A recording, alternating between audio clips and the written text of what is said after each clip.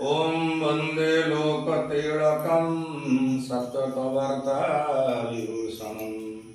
अमरकृतिचारणं प्रवृद्धं लोकजीवनं प्रणय प्रमत्तजागदीपनं वंदे जीवनं सत्पुरुषोत्तमम्। परम प्रेममय परम दयाल श्री ठाकुर अनुकूल चंद्रंकर पाद पंकजरे मोर अनंत कोटि प्रणाम। परम प्रेममय श्री श्री पुरुषोत्तम लीला संगिनी ब्रह्मा योगाचार्य प्रधान आचार्य देव श्री श्री पड़दा एवं वर्तमान प्रधान आचार्य देव समस्त चरण में मोर अनंत कोटि प्रणाम।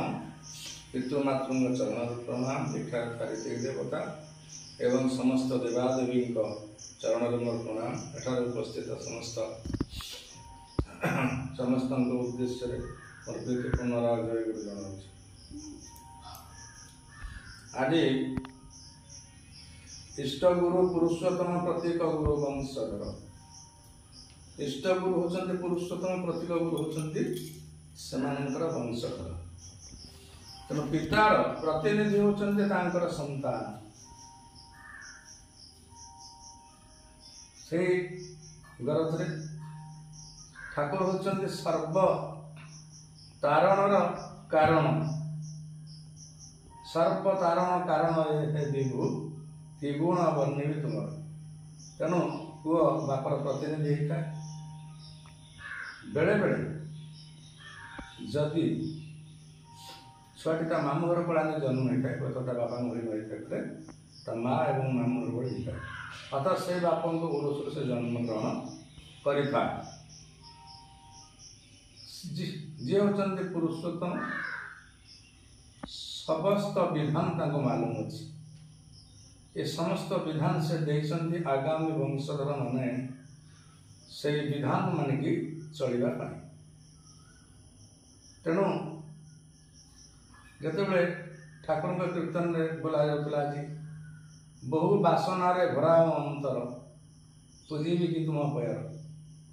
जो व्यक्ति बहुत कामना बासना भितर बुड़ी रहे से हिताहित ज्ञान भूली जाए।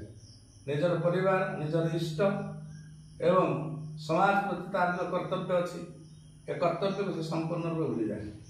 जो व्यक्ति पाद पद्म शरण नहीं मोर बंचा बढ़िया जी आवश्यक से दरकार आ किसी अधिक हेले मुझे गुरु उद्देश्य काम लगेबी। राष्ट्र उद्देश्य व्यक्ति उद्देश्य एवं सुविधा सुविधा करता व्यक्ति मुझे कार्यकारी करी।